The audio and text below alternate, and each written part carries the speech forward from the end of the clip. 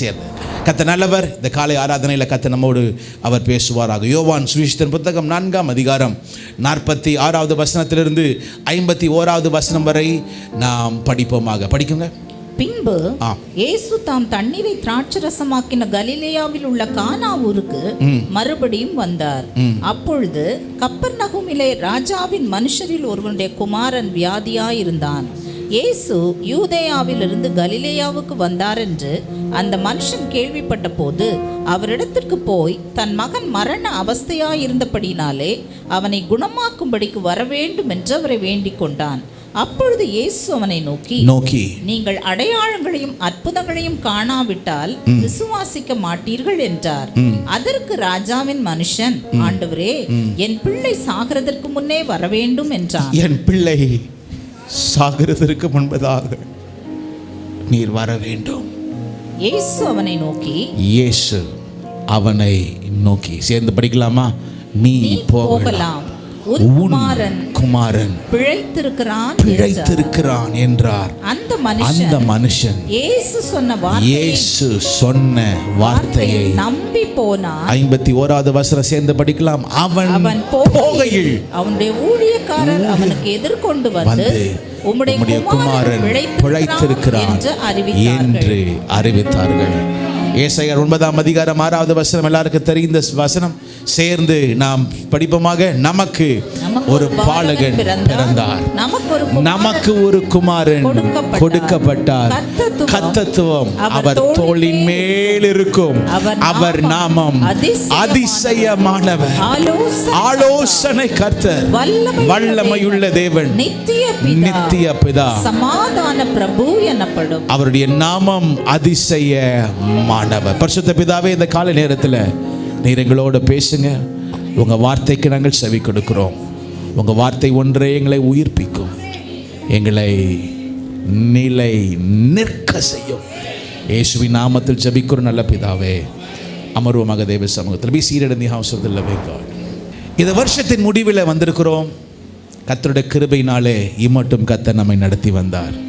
நம்மை நடத்தினது, நம்மை தாங்கினது, நம்மை நடத்தினது, உயர்த்தினது அவருடைய கிருபைன்னு சொல்கிறவங்க மாத்திரம் கையை உயர்த்தி ராமேன்னு சொல்லுங்க பார்க்கலாம்.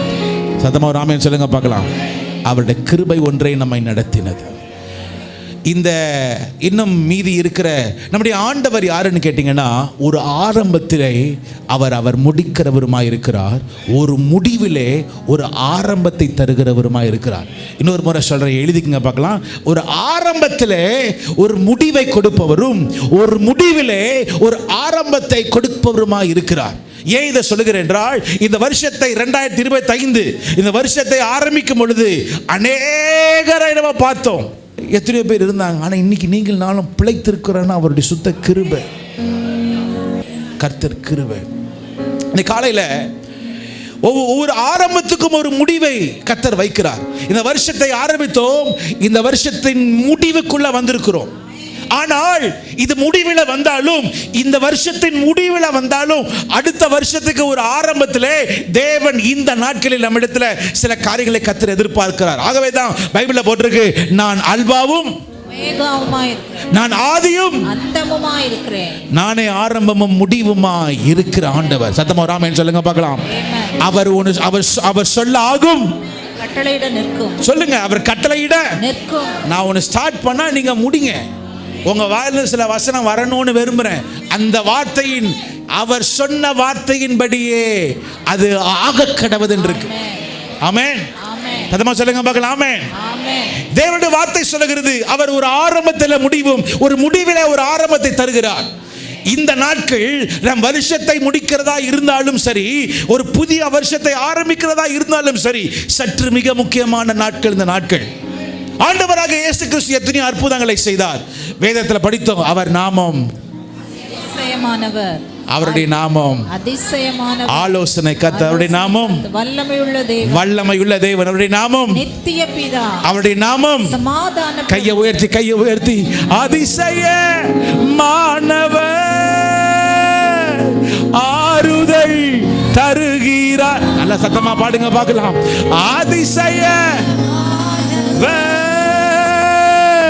ஆறுதல் தருகிறார், சர்வ வல்லவர். நான் ஆராதிக்கிற தேவன் சர்வ வல்லவர், சமாதானம் தருகிறார். எனக்கு உனக்கு சமாதானம், இந்த சபைக்கு சமாதானம் தருகி. கையை உயர்த்தி சொல்லுவோம், ஒன்று சேர்ந்து நாம் துதிப்போம், சாத்தானை மீதிப்போம், தேசத்தை சொன்ன கைதட்டலாமா? ஒன்று சேர்ந்து நாம் துதிப்போம். சொல்லுங்க, என் இயேசு, என் இயேசு நல்லவர், ஒருபோதும் ஒரு நாளும் விலகிடா. என் இயேசு நல்லவர், ஒருபோதும்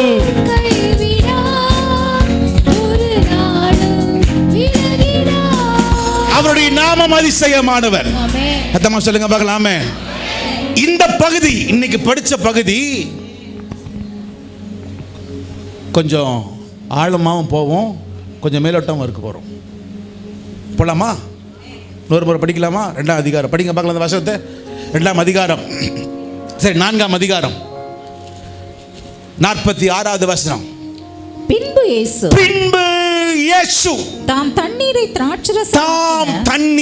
திராட்சரசமாய் மாக்கின கலிலேயாவிலே உள்ள கானா ஊருக்கு மறுபடியும் வந்தார். சத்தமா சொல்லுங்களா, மறுபடியும் வந்தார். இன்னைக்கு பிரசங்கத்தினுடைய தலைப்பு மறுபடியும். ஆமென்.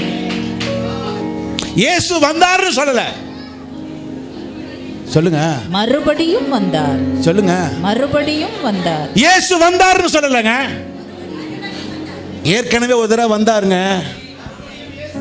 ஆனால் இப்ப அவர் மறுபடியும் வந்தார். நம்முடைய ஆண்டவர் முதலாவது ஒரு முறை இந்த பூலோகத்துக்கு வந்தார். அவர் வரும் பொழுது மாட்டு தொழுவத்தில் யாரும் அவரை பார்க்க வரல. வருவதற்கு அங்கே ஆடுகளை மேய்த்து கொண்டிருந்த மெய்ப்பர்கள் வந்தார்கள். அவங்க தான் வந்து பார்த்தாங்க, வேற யாரும் பார்க்கல. ஆனால் அவர் இப்பொழுது மறுபடியும் அவர் வருவார். சகல பரிசுத்தவான்களும் அவரோட கூட வருவார்கள். ஒரு ஆமென் சொல்லுங்க பார்க்கலாம். இப்போ இன்னொரு முறை சொல்லுங்க பார்க்கலாம், மறுபடியும் சொல்லுங்க, மறுபடியும். இன்னொரு முறை சொல்லுங்க பார்க்கலாம், மறுபடியும். அகைன், மறுபடியும். நான் எத்தனை முறை படிச்சிருக்கேன், அந்த வார்த்தை நான் ரொம்ப தொட்டுச்சு. மறுபடியும் இயேசு. ஏன் இயேசு மறுபடியும் போனார்? முதலாவது முறை இயேசு கிறிஸ்து போன பொழுது வேதம் சொல்லுகிறது, எல்லாருக்கும் அறிந்தது போல தண்ணீரை திராட்சரசமாய் அவர் மாற்றினார். இன்னைக்கு காலையில் சொல்லுகிறேன், வாழ்க்கை தண்ணி இல்லை, உனக்குன்னு ஒரு கணத்தை கர்த்தர் கொடுப்பதற்காக அவர் வருகிறார். இரண்டாவது முறை வேதம் சொல்லுகிறது, முதலாவது முறை அவர் தண்ணீரை திராட்சரசமாய் மாற்றும்படி கானா ஊருக்கு அவர் வந்தாராம். அது முடிந்தது. முடிந்த பிறகு போய்விட்டார், அதுதான் நினைச்சாங்க. ஆனால் அதோட முடியவில்லை. வேதம் சொல்லுகிறது, அவர் மறுபடியும். சத்தமா சொல்லுங்க பார்க்கலாம், மறுபடியும். இன்னொரு முறை சொல்லுங்க பார்க்கலாம், மறுபடியும். இன்னொரு முறை சொல்லுங்க பார்க்கலாம். ரெண்டு கரத்தை உயர்த்தி சொல்லுங்க, ஆண்டவரே என்னை மறுபடியும் சந்திப்பீராக. ரெண்டு கரத்தை உயர்த்தி சொல்லுங்க, ஆண்டவரே என்னை மறுபடியும் சந்திப்பீராக, என்னை மறுபடியும் தொடுவீராக, என்னை மறுபடியும் கர்த்தாவே எனக்கு இறங்குவீராக. மறுபடியும் சொல்லுங்க பார்க்கலாம், மறுபடியும். மறுபடியும். இந்த காலை நேரத்தில் ஏன் இயேசு கிறிஸ்து மறுபடியும் போனார்? ஏன் மறுபடியும் போனார்? ஏன் மறுபடியும் போனார்னா, அந்த வசனத்தில் எழுதி இருக்கிறது, அவர் மறுபடியும் கானாவூருக்கு போன பொழுது அங்கே படிங்க பார்க்கலாம். அப்பொழுது கப்பர்நகூமிலே ராஜாவின் மனுஷரில் ஒருவனுடைய குமாரன், ராஜாவின் மனுஷர்களிலே உள்ள ஒரு குமாரன் வியாதியாயிருந்தான். என்னவா இருந்தானா? வியாதியாயிருந்தான். அப்புறம் இயேசு யூதேயாவிலிருந்து கலிலேயாவுக்கு வந்தார் என்று அந்த மனுஷன் கேள்விப்பட்ட போது அவரிடத்திற்கு போய் தன் மகன் மரண அவஸ்தையா இருந்தபடி, என் பையன் மரண அவஸ்தையில இருக்கிறான், அவனை குணமாக்கும்படிக்கு வர வேண்டும் என்று அவரை வேண்டிக் கொண்டான். 46வது வசனத்தில் எழுதியிருக்கிறது, இயேசு கிறிஸ்து கானா ஊருக்கு போனார். எங்க போனாரா? கானா ஊருக்கு. இன்னொரு கேள்வி கேட்கிறேன், அவர் கானா ஊருக்கு போனாரா கப்பர்நகூமுக்கு போனாரா? கானா ஊருக்கு. மேல பாருங்க, கப்பர்நகூமிலே இருக்கிற கானா ஊர்ல இருக்கிற சொல்லுங்க. கானா ஊருக்கு தான் போனார். அவர் கானா ஊருக்கு போனார். ஒரு மனுஷன் இருந்தானா, வேதம் சொல்லப்பட்டிருக்குது, அவன் ராஜா, ஒரு அரசாங்க உத்தியோகத்தில் இருந்த மனுஷன். ஒரு நல்ல பெயர் இருக்கு, நல்ல புகழ் இருக்கு, ஆள்பலம் இருக்கு, அரசியல் செல்வாக்கு இருக்கு. இப்படிப்பட்ட ஒரு நல்ல மனுஷன்தான். ஒரு ராஜாவினுடைய மனுஷன், சொல்லுங்க பார்க்கலாம், ஒரு ராஜாவின் மனுஷன் அது இருந்தானா. எல்லாமே இருந்தது. ஆனால் ஒரு காரியம் அவன் குடும்பத்தில் சுத்தி கொண்டே இருந்தது. வெளியே பார்ப்பதற்கு எல்லாம் நலமா இருக்கிறது, ஆனால் ஒரே ஒரு காரியம் அவன் வாழ்க்கையில, அவன் குடும்பத்தில் அது சுத்தி கொண்டே இருந்தது. என்னவா? வியாதி. வியாதி. விசுவாசியர், உங்களுக்கு நான் சொல்லுகிறேன், நீ யாரா இருந்தாலும் சரி, உன்னை பெருமை பாராட்டிக் கொள்ளாதே. எந்த நேரம் எப்படி ஒரு ஆளுக்கு வாழ்க்கை மாறும்னு தெரியாது, எப்படி மாறும்னு தெரியாது. விசுவாசிகளாகிய உங்களுக்கு நான் சொல்லுகிறேன், எதையுமே விரும்பினதை கூட அதிகமாக கேட்டுறாத. எனக்கு இது வேணும்னு அடம் பிடிச்சி கேட்டுறாத. எதையுமே சரி, உங்க சித்தம் இருந்தா கொடுங்க. நான் ஸ்கூல் படிச்சுட்டு இருக்கிறப்ப, நான் ஸ்கூலில் படித்தப்ப என்னுடைய ஸ்கூலில் எனக்கு சீனியராக ஒரு பையன் இருந்தான். 11th 12th படிச்சுட்டு இருந்தாப்புல. நான் இப்போ 7th or 8th படிச்சுட்டு இருக்கிறேன். அவங்க அந்த ஹஸ்பண்ட் ஒய்ஃப் வந்து அவங்க வந்து பைலட்டாக இருக்காங்க, சர்ச்சுக்கு வருவாங்க. அந்த பையன் 11th 12th படிச்சுட்டு இருக்கிறான். ஒரே பையன். அவன் அவங்க அப்பா அம்மா கிட்ட புல்லட் கேட்டான். அவங்க அப்பா வந்து பைலட்டாக இருக்கிறாரு.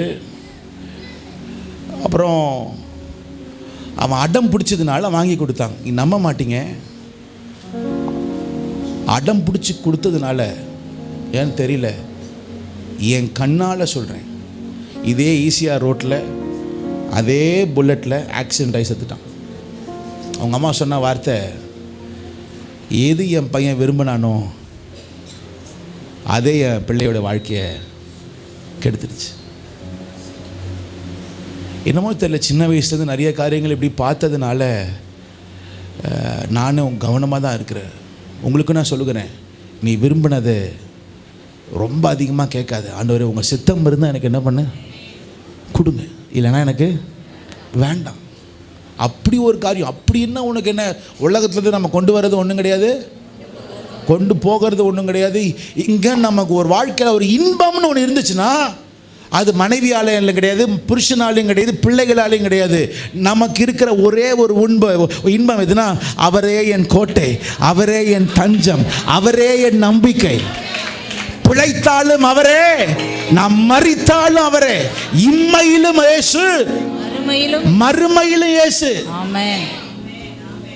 திராட்சை ரசத்தை பார்க்கிலும், சொல்லுங்க, இனிமையானது. ஸ்திரீகளின் அன்பை பார்க்கிலும் மதுரமானது. அவர் இனிமையானவர்.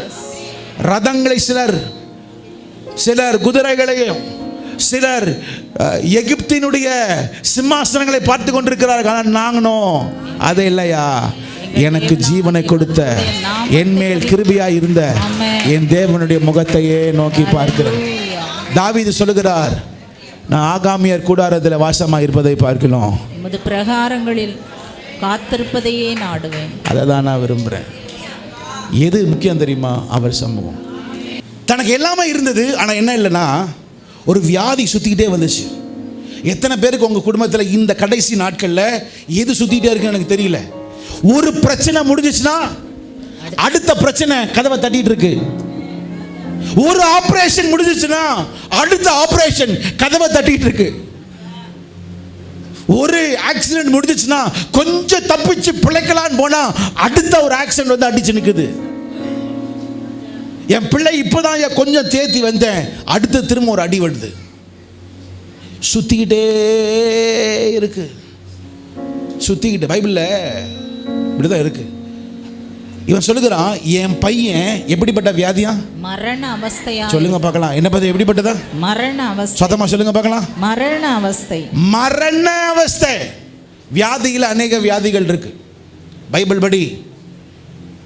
படி அநேக உபாகமத்தின் புத்தகம் 28ஆம் அதிகாரம் 60ஆம் வசனம் சொல்லப்பட்டிருக்கிறது. எகிப்தின் வியாதிகள்னு இருக்கு. நெகேமியா 2ஆம் அதிகாரம் 2வது வசனம், மனவியாதி, இருதயத்தில் இருக்கிற வியாதி. நீ என்ன பேசினாலும் உன் இருதயம் பிரேக் ஆயிடுச்சுன்னா நீ என்ன பேசினாலும் இப்படிதான் இருப்போம். மனவியாதி, இங்கிலீஷ்ல சொல்றது sickness of your heart. பைபிள்ல போட்டுருக்கு 41ஆம் அதிகாரம் 8வது வசனத்தில், சங்கீதத்தில் இருக்கு, தீராத வியாதி. இதை விடவே மாட்டுது. நான் விடணும்னு நினைச்சா கூட அது என்ன விட மாட்டுது. 1 கொரிந்தியர் 12ஆம் அதிகாரம் 26வது வசனத்தில், சபையில் ஒரு வியாதி இருக்கான். உட்கார்ந்து எழுதினேன், சபையில் ஒரு வியாதி இருக்கான். நான் அப்போலோவை சார்ந்தவன் என்றும், நான் பவுலை சார்ந்தவன் என்றும், நான் கேபாவை சார்ந்தவன் என்றும், நாங்கள் அதை சார்ந்தவர்கள் என்றும். யோவான் 5ஆம் அதிகாரம் 6ஆம் வசனம் சொல்லப்பட்டிருக்கிறது, வெகு நாளாய் இருக்கிற வியாதி. வெகு நாளாய் இருக்கிற வியாதி. இந்த ஒரு வசனம் பத்திரம் படிக்கிறீங்களா? லூக்கா 8ஆம் அதிகாரம் 43. பிணியாளிகளால் சொஸ்தமாக்க முடியாத, அப்பொழுது ஜெப ஆலய தலைவனாகி யவீரு என்னும் பேருள்ள ஒருவன் வந்து இயேசுவின் பாதத்தில் விழுந்து 12 வயதுள்ள தன்னுடைய ஒரே குமாரத்தி மரண அவஸ்தையாய் இருந்தபடியால் தன் வீட்டிற்கு வரும்படி அவரை வேண்டிக் கொண்டான். 43. அப்பொழுது 12 வருஷமாய் பெரும்பாடுள்ளவளாய் இருந்து தன் ஆஸ்திகளை எல்லாம் வைத்தியர்களுக்கு செலவழித்தும் ஒருவனாலும் சொஸ்தமாக்கப்படாதிருந்த ஒரு ஸ்திரீ, பிணியாளிகளால் சொஸ்தமாக்க முடியாத வியாதி. நான் இதெல்லாம் சொல்றேன் தெரியுமா? இன்னைக்கு ராத்திரி இந்த மதியான நேரத்தில் எந்த வியாதி உன்னிடத்தில் இருந்தாலும் சரி, மறுபடியும் இயேசு உன்னை தொட்டு உன்னை சுகமாக்க அவர் வல்லவராக இருக்கிறார். வியாதி. இன்னொரு முறை சொல்லுங்க பார்க்கலாம். வியாதி. இன்னொரு முறை சொல்லுங்க. வியாதி. அப்பொழுது இயேசு கிறிஸ்து இருந்த இடம் எது? கானா. சத்தமா சொல்லுங்க. கானா ஊர். இந்த ராஜாவினுடைய ஆளா இருக்கிறாரே, மனுஷன் இருக்காரு, இவர் இருக்கிற ஊர் எந்த ஊரு? கப்பர்நகூம். சொல்லுங்க. கப்பர்நகூமுக்கும் கானா ஊருக்கும் ஏறக்குறைய ஒரு 30 to 35 கிலோமீட்டர் இருக்கு. எத்தனை கிலோமீட்டர்? 30 to 35 kilometre. இயேசு கிறிஸ்து கானா ஊர்ல இருக்கிறாரு. இவர் எந்த ஊர்ல இருக்கிறாரு? கப்பர்நகூம்ல. சத்தமா சொல்லுங்க. கப்பர்நகூம்ல இருக்கிறாரு. ஆனால் ஒரு காரியம் என்னன்னா, இயேசு கிறிஸ்து தூரமா இருக்கிறார் எனக்கு தெரியும். ஆனா எனக்கு ஒரு அற்புதம் தேவை, என் வாழ்க்கையில ஒரு பாக்கியம் தேவை, என் வாழ்க்கையில ஒரு நன்மை தேவைன்னு சொல்லி வேதம் சொல்லுகிறது. இவர் கப்பர்நகூம்ல இருந்து எங்க போனாரா? கானா ஊர். சத்தமா சொல்லுங்க. எத்தனை பேர் இந்த காலை நேரத்தில் சொல்ல முடியும், பாஸ்டர் நான் அடுத்த வருஷத்துக்கு ஒரு நன்மை பெறும்படியாய் இருக்கிற இடத்திலிருந்து நான் கொஞ்சம் மாறி தேவ சமூகத்துக்கு இயேசுவை பார்க்க போகிறத பேர் சொல்ல முடியும்? அவன் யாரை பார்க்க போன? ஊர் சுத்த போல, ராஜா சொன்ன வார்த்தை கேட்கிறதுக்காக போல. யாரை பார்க்க போனா? சொல்லுங்க. யாரை பார்க்க போனா? இயேசுவை பார்க்க போனா. இயேசுவை பார்க்க தான் இருக்கிற கப்பர்நகூமை விட்டு அவன் கானா ஊருக்கு போகிறார். வேதத்தில் சொல்லப்பட்டிருக்கிறது, எதை நம்பி போனானா அங்க யார் இருந்தா? இயேசு. சொல்லுங்க, யார் இருந்தா? இயேசு இருந்தார். இயேசு. அவன் காதுல ஒன்று வருது, என்னன்னா இதே கானா ஊர்ல தானே இயேசு ஒரு அற்புதத்தை செஞ்சாரு, அதே கானா ஊருக்கு இயேசு வந்திருக்கிறாரு. நான் போனா அவர் எனக்கு என்ன செய்வார்? சொல்லுங்க, அவர் என்ன செய்வார்? அற்புதம் செய்வார். அவர் எனக்கு அற்புதத்தை செய்வார். என் பையனுடைய வாழ்க்கை முடிய போகுது. ஏன்னா அவன் மரண அவஸ்தையா இருக்கிறான். சொல்லுங்க, மரண அவஸ்தையா. இன்னைக்கு பிரசங்கம் அதுதான். எந்தெந்த காரியம் வாழ்க்கையில முடிகிற மாதிரி மரண அவஸ்தையில இருக்கோ, மறுபடியும் இயேசு உன்னை உயிர்ப்பிக்கும்படி வந்திருக்கிறார். மறுபடியும். இன்னொரு முறை சொல்லுங்க பார்க்கலாம். மறுபடியும். இன்னொரு முறை சொல்லுங்க பார்க்கலாம். மறுபடியும். படிக்க பார்க்கலாம், எல்லாரும் சேர்ந்து படிக்கலாமா? 71வது சங்கீதம் 21வது வசனம். என் மேன்மையை படிங்க, எல்லாரும் சேர்ந்து படிங்க பார்க்கலாம். என் மேன்மையை பெருக பண்ணி என்னை மறுபடியும் தேற்றுவி. என்னை மறுபடியும் என்னை அவர் தேற்றுவார்.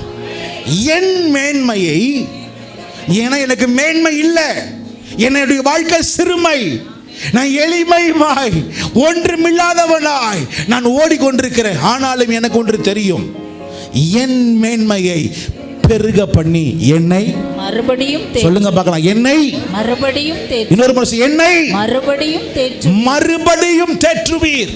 நம்முடைய வாழ்க்கையில எப்பெல்லாம் ஒரு ஸ்டாப் வருதோ ஓடிடாத, மறுபடியும் ஒரு வார்த்தை ஒன்று இருக்கு.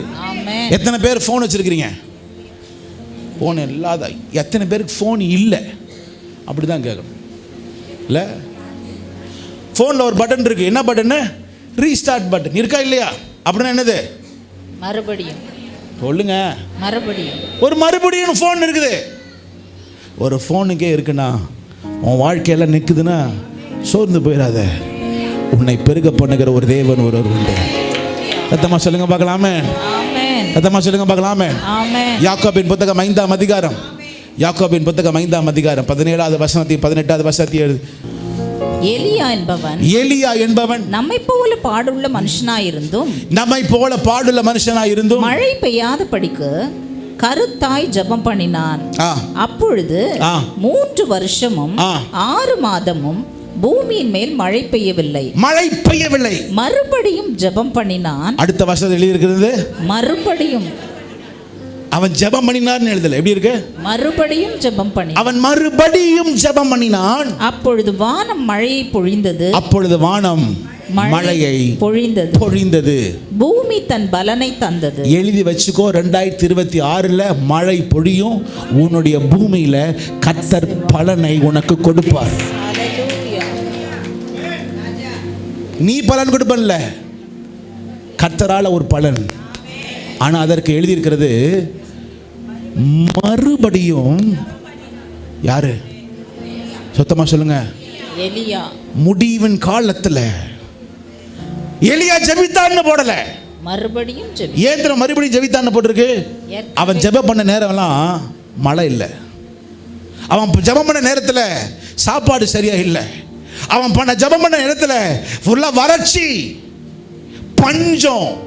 ஆனா பஞ்ச நேரத்திலையும் வறட்சி நேரத்திலையும் இல்லாத நேரத்திலையும் ஒரு மனுஷன் ஜெபிக்க முடியும்னா அதே தேவன், அதே ஆண்டவர் உங்களிடத்துல கேட்கிறார். இந்த பஞ்சத்தின் நேரத்திலையும் இல்லாமல் இருக்க நேரத்திலையும் நீங்களும் நானும் எலியாவை போல மறுபடியும் ஜெபித்தால் வேதம் சொல்லுகிறது, வானத்திலிருந்து மழை பொழியும். அடுத்தது பூமி தன் பலனை தந்தது. எழுதி வச்சுக்கங்க. தேவன் எதிர்பார்க்கிறது ஜெபம் அல்ல, மறுபடியும். அப்படின்னு அர்த்தம் என்ன தெரியும்ல? முன்னாடி நீ பண்ணல ஜெபம், அந்த ஜெபம் எங்க ஆச்சு? முன்னாடி ஜெபம் பண்ணுவல, இப்ப அந்த ஜெபம் எங்க போச்சு? கையை உயர்த்தி சொல்லுங்க, கையை உயர்த்தி சொல்லுங்க. ஆண்டவரே, எந்த ஜெப வேளை உமை தேடி வந்தே, தேவா பதில் தாருமே, எந்த கோட்டை எந்த தஞ்சம் நீரே, உமை நாடி வந்தேனே. என் கோட்டை நீங்க தான்ப்பா, என் தஞ்சம் நீங்க தான். நான் வேற யாரும் நம்பல, நான் வேற யாரையும். எழுதி வச்சுங்க. நிறைய பேருடைய பேப்பர் மாறும், நிறைய பேருடைய கம்பெனி மாறும். நீ இவ்வளவு நாள தண்ணியில வேலை செஞ்சுட்டு இருந்த, இனி கர்த்தர் உன்னை திராட்சரசம்னு சில காரியத்தை கர்த்தர் உன்னை மாற்றுவதற்கு, உன் வானத்திலிருந்து கர்த்தர் ஒரு மழையை பெய்வதற்கு, பலனை பெறுவதற்கு அவர் மலையை நோக்கி பார். இன்னொரு முறை கையை உயர்த்தி எந்த கோட்டை சொல்லுங்க ஆண்டவரே, எந்த தஞ்சம் நீரே, உம்மை நான் நாடி வந்தேனே. சோராது ஜெபித்திட ஜெபா விவரம் தாருமே. சோராது பாடுங்க பார்க்கலாம். ஜெபா விவரம் தாருமே, தடையாவும் அகற்றிடுமே, தடையாவும் அகற்றிடுமே. தயக்கே டூம்பா சொல்லுங்க, என் வாழ்க்கையில தடையாவும் அகற்றிடுமே. தயக்கே நீங்க மாத்திரம் பாடுங்க பார்க்கலாம். எந்த ஜெப வேலை, எந்த ஜெப வேலை உம்மை தேடி வந்தே ரேவா. எந்த கோட்டை, எந்த கோட்டை,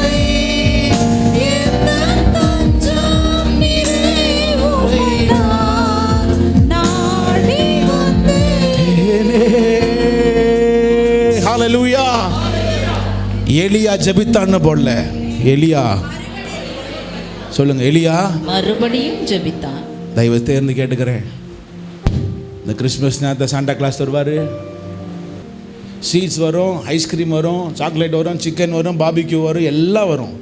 எது வருதோ வரலையோ யார் வரணும் சொல்லுங்க.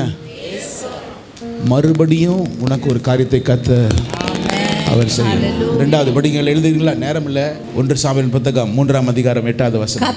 கர்த்தர் மறுபடியும் 3ஆம் விசை, மறுபடியும் 3ஆம் விசை சாமுவேலே என்று கூப்பிட்டார். சாமுவேலே என்று கூப்பிட்டார். இந்த காலை நேரத்தில் ஒன்று சொல்லுகிறேன், இந்த வசனம் வர்றதுக்கு ஒரு காரணம் உண்டு. காரணம், அந்த நேரத்தில் எதுவுமே சரியில்லை. ஆசாரியனும் சரியில்லை, ஆலயமும் சரியில்லை, ஜனங்களும் சரியில்லை, தேவ வசனமும் இல்லை, தீர்க்க தரிசனமும் இல்லை, பெரிய தீர்க்கதரிசியும் இல்லை, யாருமே இல்லை. அவன் தன் இஷ்டத்துக்கு ஓடிக்கொண்டிருக்கிறான். அவன் தன் இஷ்டத்துக்கு ஓடிக்கொண்டிருக்கிறான். உங்கள் குடும்பத்தில் நான் திரும்ப சொல்லுகிறேன், உங்கள் பிள்ளை உங்கள் இஷ்டத்துக்கு ஓடிட்டுருக்கு, உங்கள் புருஷன் அவங்க இஷ்டத்துக்கு ஓடிட்டுருக்காரு. நானும் சொல்லி பார்க்குறேன், அவர் கேட்க மாட்டுறாருயா. நானும் சொல்லி பார்க்குறேன், என் பையன் கேட்க மாட்டுறான், என் பொண்ணு கேட்க மாட்டுறான்.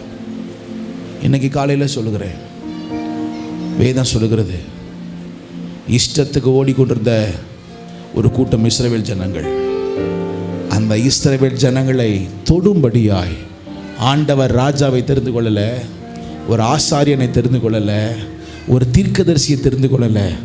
ஒரு சின்ன பையன் சாமுவேலை தெரிந்து கொண்டு, வேதம் எனக்கு ரொம்ப பிடிச்ச வார்த்தை என்ன தெரியுமா? மறுபடியும் கர்த்தர் அவனோட பேசுகிறார். இந்த 2025 சொல்லுகிறேன், உனக்கு எது வருதோ வரலையோ சத்தம் வரணும். எந்த சத்தம்? சத்தமா சொல்லுங்க, எந்த சத்தம் வரணும்? தேவ சத்தம்.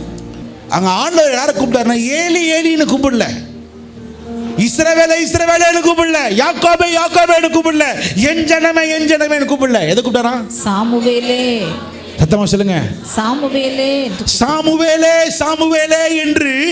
இத்தனை ஆண்டுகள் இல்லாத ஒரு தேவ சத்தம், ஒரு தேவ அங்கீகாரம், ஒரு தேவன் எதிர்பார்த்த ஒரு மேன்மை கர்த்தர் சாமுவேலுக்கு கொடுத்தார். ஒரு ஆமென் சொல்லுங்க பார்க்கலாம். அதுக்கு அவன் என்ன தெரியுமா பண்ணா? அவன் எங்க இருந்தான் அந்த நேரம்? ஆலயத்தில். சத்தமா சொல்லுங்க, ஆலயத்தில். அடுத்த 12 நாள் 15 நாள் இருக்கா, எந்த சண்டை கிளாஸ் வந்தாலும் சரி, எப்படியாவது 1 மணி நேரமோ சர்ச்சில் வந்து என்ன பண்ணிரு, நீ ஜோம் பண்ணிரு. கர்த்தர் அதை நினைவாய் வைத்து உனக்கென்று ஒரு நன்மையை அவர் கொடுக்க வல்லவராய் இருக்கிறார். சத்தமா சொல்லுங்க பார்க்கலாமே, சத்தமா சொல்லுங்க பார்க்கலாமே. எலியா ஜெபித்தான், மழை பெய்தது. சரி, எலியா மறுபடியும் ஜெபித்தான், வானம் திறந்தது. சாமுவேல் தேவ ஆலயத்தில் அவரை நோக்கி பார்த்தான், மறுபடியும் கர்த்தர் அவனோடு அவர் பேசினார். கடைசி இன்னொரு வார்த்தை மாதிரி சொல்லிட்டு முடிச்சிடலாமா? ஆதியாகமத்தின் புத்தகம் 26ஆம் அதிகாரம் 18வது வசனம். ஆதியாகமத்தின் புத்தகம் 26வது அதிகாரம் 18வது வசனம். தன் தகப்பனாகிய ஆபிரகாமின் நாட்களில் வெட்டினவைகளும், தன் தகப்பனாகிய ஆபிரகாமின் நாட்களிலே வெட்டினவைகளும் ஆபிரகாம் மரித்த பின் பெலிஸ்தர் தூர்த்து போட்டவைகளுமான துறவுகளை மறுபடியும் தோண்டி தன் தகப்பன் அவைகளுக்கு இட்டிருந்த பெயர்களின்படியே அவைகளுக்கு பெயரிட்டான். மூன்றாவது, மறுபடியும் புதிய துறவுகளை தோண்டினான். இல்லை, எந்த தோண்டா? தகப்பன் தோண்டி இருந்த பழைய துறவு. இன்னைக்கு இங்க 2-3 பேர் உட்கார்ந்துருக்கு, 2-3 கூட்டத்தார் உட்கார்ந்துருக்கிறீங்க. ஒன்று, கல்யாணம் ஆகாம சில பேர் உட்கார்ந்துருக்கிறீங்க. அப்பா அம்மா உடைய அதிகாரத்திற்கு கீழே நீங்க உட்கார்ந்துருக்கிறீங்க. கல்யாணம் ஆனவங்க, உங்களுக்கு அப்பாவோ அம்மாவோ இருக்கிறாங்கன்னா கை உயர்த்துங்க பார்க்கலாம். பாஸ்டர், இதுக்கு தான் வந்தீங்களா? உங்களுக்கு அப்பா அம்மா இருக்கிறாங்கன்னா கையை உயர்த்துங்க. ரைட், இப்போ உங்களுக்கு தான் நான் பேசுகிறேன். இங்கே ஈசாக்கு அவன் திருமணமானவன். அவங்க அப்பா மரிச்சிட்டாரு. அவங்க அப்பா அதுக்கு முன்னாடி எதை தோண்டினாரு? துறவு தோண்டி இப்போ என்னது சொல்லுங்க? தூர்த்து போடப்பட்டிருக்கு. இந்த வருஷத்தின் கடைசியில் சில காரியத்தை கர்த்தர் சொல்லுகிறார். உன் தகப்பனார் கஷ்டப்பட்டு சில துறவுகள்லாம் தோண்டி அது அப்படியே இருக்கு. இந்த கடைசி மாதத்தில் சொல்லுகிறேன், உன் தகப்பனார் கஷ்டப்பட்டு செய்த காரியத்தை போய் அதை நீ மீண்டும் தொற. நான் சொல்கிறது கஷ்டமாக இருக்கலாம். நீங்கள் செஞ்சால் மட்டும்தான். அடுத்த சில வசனங்கள் எழுதியிருக்கும், கர்த்தர் ரெகோபத்தை அவர் வைத்திருக்கிறார். ஒரு ரெகோபத் உனக்கு வேணும்னா முதல்ல தோண்டு, அப்புறம் தான் கர்த்தர் உனக்கு நடத்துவார். உங்கள் அப்பா அம்மா உனக்கு எவ்வளவு கண்ணீரோடு சில விதைகளை விதைச்சு நீ மறந்துருக்கலாம். ஆனால் அவங்க கண்ணீரோடு விதைத்தது அது ஆண்டவர் பார்வையில் அது மறக்கப்படலை. திரும்ப சொல்லுகிறேன், அது மறக்கப்படலை. உங்கள் அப்பா அம்மா உங்களுக்கென்று தியாகத்தோடு செஞ்சாங்க. படித்ததுனால எல்லாம் மறந்துட்டீங்களா? கொஞ்சம் உயர்ந்ததுனால வந்துட்டீங்களா? நான் பேசும்பொழுதே கர்த்தர் சில காரியம் உங்களுக்கு சொல்லுவார். உங்கள் அப்பா அம்மா சில வேலையெல்லாம் வச்சுட்டு போயிருக்காங்க. அந்த வேலையை நீ பார்க்காம நீ வேறு காரியத்தை பார்க்குற. இல்லை, உன் தகப்பனாருடைய துறவை நீ போய் தோண்டு. உங்கள் அப்பா விட்ட ஊழியத்தை போய் மீண்டும் போய் செய். உங்கள் அம்மா செய்த ஊழியத்தை மீண்டும் போய், அது பெருசாக இல்லையோ சின்னதாக இல்லையோ, நீ செய்ய வேண்டியதை போய் செய். உனக்கு ஒரு ரெகோபத்தை கர்த்தர் தரணும்னா இதில் போய் செய். இப்போ நான் சொல்கிறது இந்த காதில் வாங்கி இந்த காதில் விட்டுட்டு போயிடலாம். ஆனால் மறந்துடாதீங்க, உன்னை கர்த்தர் மீண்டும் மேன்மையாய் வைக்கணும்னா உன் தகப்பனாருக்கு கர்த்தர் கொடுத்த காரியத்தை நீ முடிக்கணும். ஒரு ஆமென் சொல்லுங்க பார்க்கலாம். கடைசியாய் ஆதியாகமத்தின் புத்தகம் 8ஆம் அதிகாரம், கடைசியாய் 8ஆம் அதிகாரம் 10வது வசனத்தை படிக்கும்படி கேட்டுக்கொள்கிறேன். பின்னும் 7 நாள் பொறுத்து மறுபடியும் புறாவை பேழையிலிருந்து வெளியே விட்டான். 4வது, நோவா மறுபடியும் புறாவை பேழையிலிருந்து விட்டான்.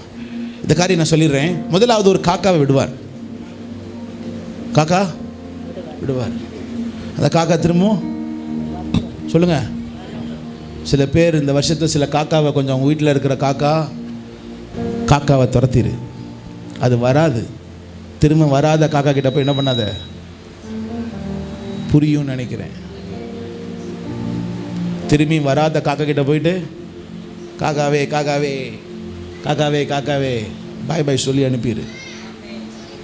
ஆண்டவர் உனக்குன்னு ஒரு காரியம் வச்சிருக்கிறார். அடுத்தது பைபிளில் போட்டுக்க, புறாவை அனுப்புகிறாராம். புறாவை அனுப்புனப்ப முதல் முறை புறா வெறும் ஒன்றுமே இல்லாமல் வருது. ஆனால் வசனத்தை போடுமா? ஆனால் படிங்க பார்க்கலாம். பின்னும் 7 நாள் பொறுத்து இருங்க. பின்னும் சிலருடைய வாழ்க்கையில் சில காரியம் வரல. ஓடிராத. அங்கே எழுதியிருக்கு பின்னும் 7 நாள். 7 நாள் பொறுத்து. அப்படின்னா 7 நாள் அவன் காத்திருக்கிறான். எத்தனை பேருக்கு காத்திருக்க முடியும்? 2025 எனக்கு ஒன்றும் வரலையா, புறாவை அனுப்புனேன், ஆனால் வரலன்னு இல்லை. 7 நாள் பொறுத்து மறுபடியும் புறாவை பேழையிலிருந்து வெளியே விட்டான். அடுத்த வசனம் படிங்க பார்க்கலாம், எல்லாம் சேர்ந்து படிங்க பார்க்கலாம். அந்த புறா சாயங்காலத்திலே அவனிடத்தில் வந்து சேர்ந்து, இதோ அது கொத்தி கொண்டு வந்த ஒரு ஒலிவ மரத்தின் இலை அதன் வாயில் இருந்தது. எழுதி வச்சுக்குங்க, 2026 பிரவேசிக்க போறீங்க. ஒரு 7 நாள் நீ தேவ சமூகத்தில் காத்துரு. போனவைகளை குறித்து கவலைப்படாத. போனதுக்காக நன்றி. வெறுங்கையா வந்ததுக்காக நன்றி. ஏன் வெறுங்கையா வந்ததுன்னா, நீ சோர்ந்து போறதுக்காக இல்லை, மறுபடியும் நீ ஜோம் பண்ண போய். முன்னாடி 21 நாள் ஜோம் பண்ணியா, திரும்ப ஜோம் பண்ணு. நான் திரும்ப சொல்லுகிறேன், இந்த நாட்களில் இல்லாதவைகள் இல்லை, மீண்டும் கர்த்தர் பெரிய காரியத்தை செய்ய வல்லவராக இருக்கிறார். இங்கே நோவா காக்காவை அனுப்புகிறார், வரல. புறாவை அனுப்புகிறார், வரல. ஆனால் 2வது முறை புறாவை அனுப்புகிறார். 7 நாட்கள் கழித்து மறுபடியும் புறாவை அனுப்பினார். வேதம் சொல்லுகிறது அது சாயங்காலத்தில். சத்தமா சொல்லுங்க, சத்தமா சொல்லுங்க பார்க்கலாம். சாயங்காலத்தில் ஒரு நன்மை வந்தது. உனக்கும் ஒரு நன்மையை கர்த்தர் கொடுக்க வல்லவராக இருக்கிறார். ஆனால் கர்த்தர் எதிர்பார்க்கிறது என்னது சொல்லுங்க பார்க்கலாம். மறுபடியும். இன்னொரு முறை சொல்லுங்க, மறுபடியும். சத்தமா சொல்லுங்க பார்க்கலாம். மறுபடியும். அப்படின்னா அர்த்தம் என்னன்னா, வருஷத்தின் ஆரம்பத்தில் நீ ஜெபிச்ச, ஆனால் வருஷத்தின் முடிவில் மறுபடியும் ஜெபம் பண்ணு. ஜெபம் இல்லை, மறுபடியும் நீ கொஞ்சம் ஜெபம் பண்ணு. இல்லாதவைகளையும் முடியாதவைகளையும் செயல்படாதவைகளையும் அவர் செய்ய வல்லவராக இருக்கிறார். கரங்களை தட்டி ஆண்டவருக்கு நன்றி சொல்லுவோமாக. ஹல்லேலூயா.